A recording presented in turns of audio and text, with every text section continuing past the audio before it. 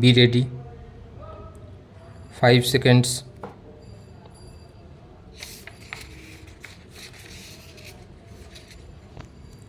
Start. In a state of MP and others etc. versus Neelam Singh and others etc. within bracket 2009 9 SCC 999, the court observed that it is well settled that power of the High Court to issue an appropriate writ under Article 226 of the Constitution is discretionary. It has been further stated therein that if there is inordinate delay on the part of the petitioner in filing a petition and such delay is not satisfactorily explained, the High Court may decline to intervene and grant relief in the exercise of its writ jurisdiction. Emphasis was laid on the principle of delay and laches, stating that resort to the extraordinary remedy under the writ jurisdiction at a belated stage is likely to cause confusion and public inconvenience and bring in injustice. Thus, the doctrine of delay and laches should not be lightly brushed aside. A writ court is required to weigh the explanation offered and the acceptability of the same.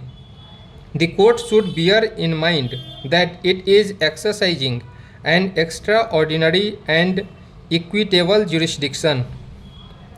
As a constitutional court, it has a duty to protect the rights of the citizens, but simultaneously it is to keep itself alive to the primary principle that when an aggrieved person without adequate reason approaches the court at his own leisure or pleasure, the court would be under legal obligation to scrutinize whether the lease at a belated stage should be entertained or not.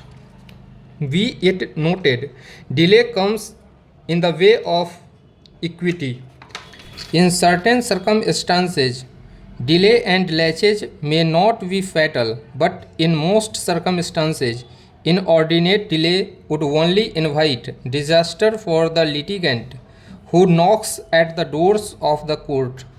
Delay reflects inactivity and inaction on the part of a litigant who has forgotten the basic norms. In the case at hand, though there has been 4 years delay in approaching the court, yet the writ court choose not to address the same. It is the duty of the court to scrutinize whether such enormous delay is to be ignored without any justification.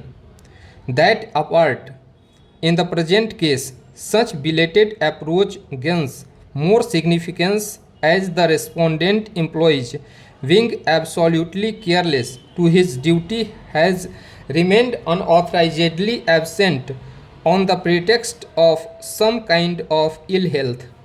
We repeat at the cost of repetition that remaining innocuously oblivious to such delay does not foster the cause of justice.